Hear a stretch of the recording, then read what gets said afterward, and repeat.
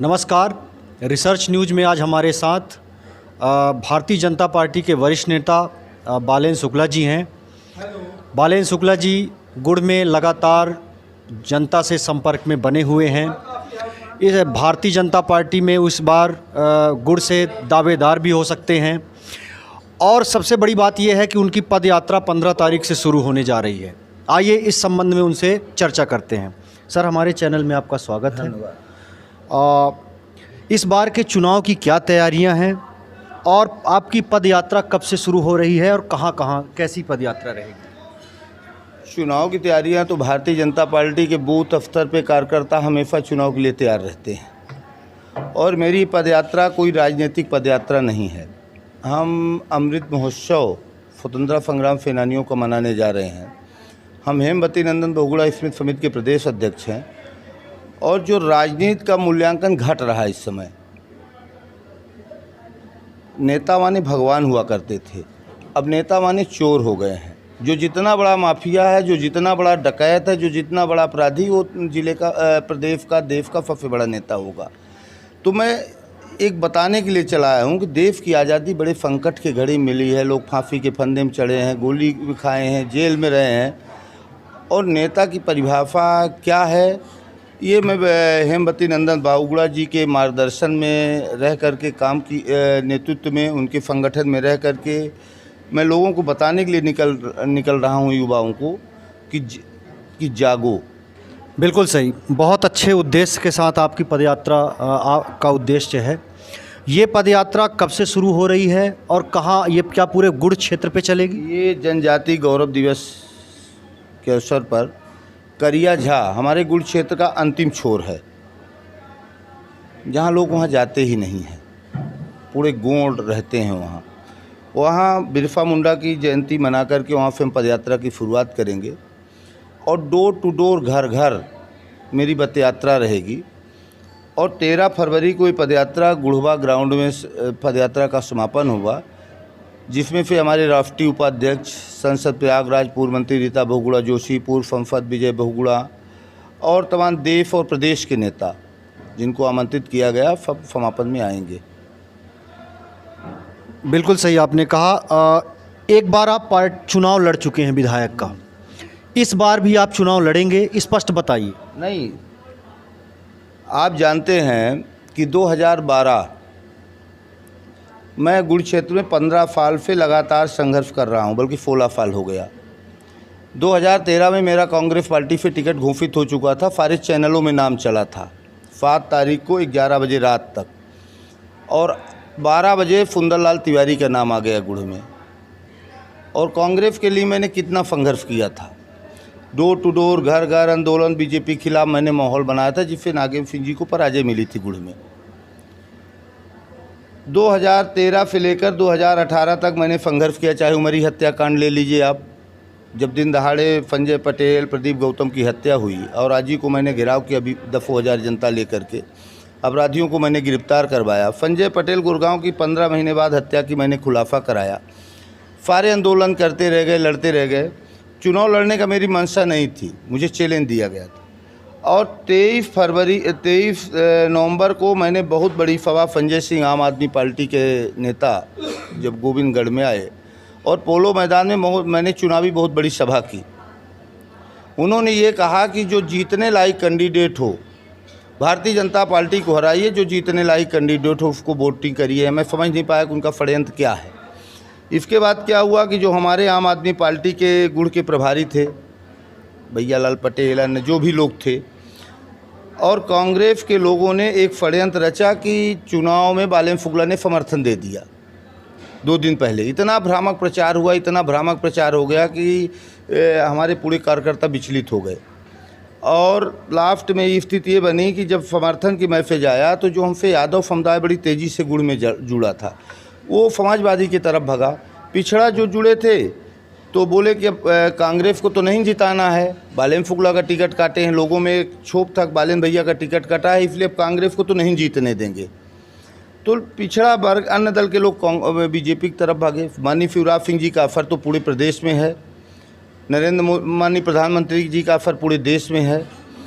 प्रधानमंत्री जी का प्रोग्राम, अमित शाह जी का प्रोग्राम, मुख्यमंत्री जी का प्रोग्राम, सब प्रोग्राम लग गए सारे नेताओं को और हमारे पार्टी के नेता आना मना कर दिए अंतिम में।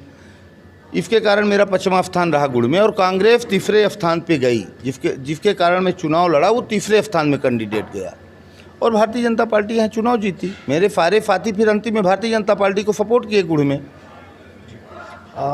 इस समय पर आप भाजपा में हैं। कई सालों का आपका राजनीतिक अनुभव रहा केवल गुड़ में ज़्यादातर, और इस बार नागेंद्र सिंह पिछली बार ये कह चुके हैं कि ये मेरा लास्ट चुनाव है, तो उनके कथन अनुसार तो ये होना चाहिए कि अब उन्हें टिकट नहीं मिलेगी। तो इस बार क्या आप उम्मीद जताते हैं कि आप अपना रखते हैं विचार कि हमें टिकट मिले?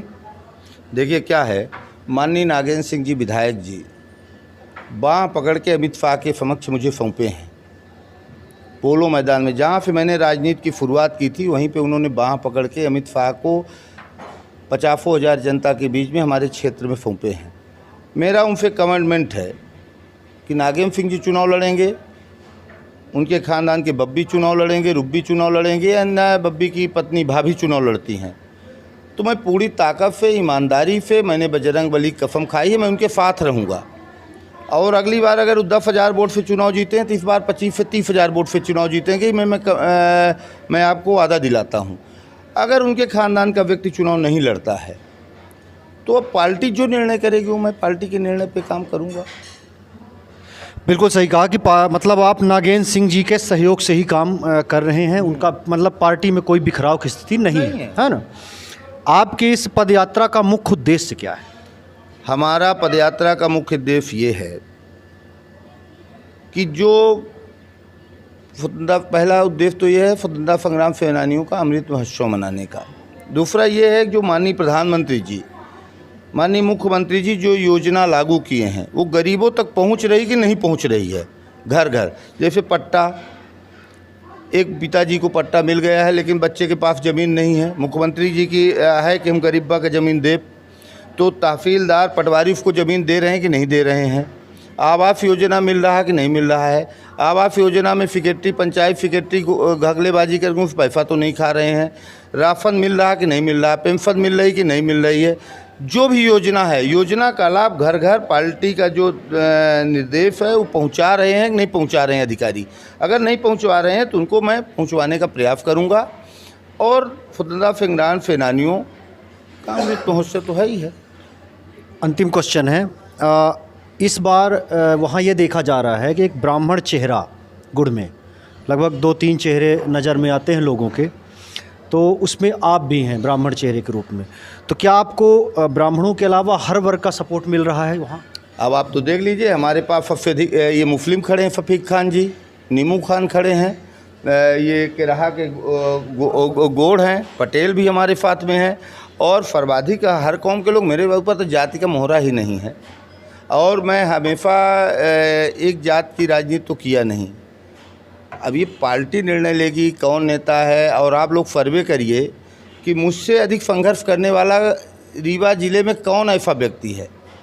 आज मैं क्या बोला हूँ आपसे कि यहाँ नेता थे जमुना शास्त्री, नेता थे विशंबर नाथ पांडे, नेता थे राम लखन शर्मा, नेता थे प्रेमलाल मिश्रा, नेता थे जोशी जी, नेता थे पंडित श्रीनिवास तिवारी, नेता गिरीश गौतम हैं, नेता रमाकांत थे, नेता आपके त्योथर के जो वर्तमान विधायक वो नेता हैं, नेता हाँ श्यामलाल जी, नेता आपके ये जनार्दन मिश्रा जी नेता हैं, नेता नागेंद्र सिंह है।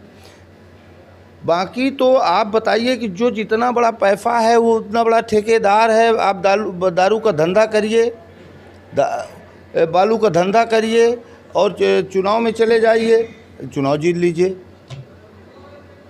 ये नेता थोड़ी है। चुनाव जीतना अलग बात है, जनता की सेवा करने की क्या बात है। अब जैसे जनपद में आप जान लीजिए जो चुनाव जीत करके आए हैं जिला पंचायत में 20 से 30 लाख रुपए में बिके हैं। अब उनसे आफा लगाएगी जनता की हमारी सेवा करेंगे। जनपद में 10-10 लाख रुपए में बिके हैं। जो 5 करोड़ दे करके जिला पंचायत अध्यक्ष और जनपद अध्यक्ष बना है वो 25% की मांग कर रहा है। और यही मेरा संकल्प है कि देश की आज़ादी खून पसीना खींच करके मिली है, हम अपने क्षेत्र में भ्रष्टाचार नहीं होने देंगे। मुझे पार्टी टिकट देगी तो ठीक है, नहीं देगी तो ठीक है। मेरा टिकट तो नागेंद्र सिंह के अधीन है, जो निर्णय लेंगे तो नागेंद्र सिंह जी निर्णय लेंगे। यात्रा के समापन की क्या स्थिति है, उसमें कोई बड़ा नेता, बड़ा चेहरा बता दीजिए। देश की सबसे बड़ी नेता रीता बहुगुणा जोशी, पूर्व मुख्यमंत्री विजय बहुगुणा, हमारे विधायक नागेंद्र सिंह, विधानसभा अध्यक्ष गिरीश गौतम, राजेंद्र शुक्ला और आपके हमने प्रदेश अध्यक्ष को भी आमंत्रण दिया है। प्रदेश अध्यक्ष भी आएंगे, मुख्यमंत्री जी भी आएंगे, दिल्ली के कई नेता आएंगे, जिनकी सूचना आपको उनकी डेट आने पे दे दी जाएगी। ऐतिहासिक कार्यक्रम होगा। तो ये थे हमारे साथ बालेन शुक्ला जी, जिनकी छवि एक स्वच्छ और ईमानदार नेता की गुण में है। वो कई सालों से संघर्ष कर रहे हैं गुण में, समाज सेवा से जुड़े हुए हैं। हमने उनसे चुनावी मुद्दे के बारे में बात की कि क्या इस बार आप चुनाव लड़ेंगे। उनका कहना है कि पार्टी जो भी निर्णय लेगी हम उसको सिरोधार्य करेंगे। लगातार रिसर्च न्यूज़ को देखते रहिए। तब तक के लिए धन्यवाद।